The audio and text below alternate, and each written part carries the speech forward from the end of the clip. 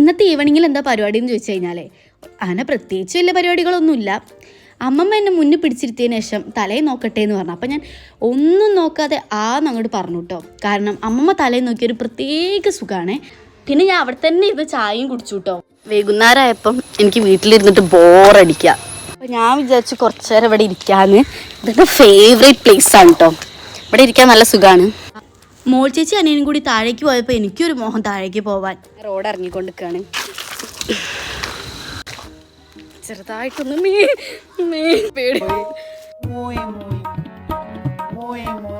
വീഴുന്നതിൻ്റെ ഇടയിൽ എൻ്റെ ചെരുപ്പ് പൊട്ടി ഗായ്സ്.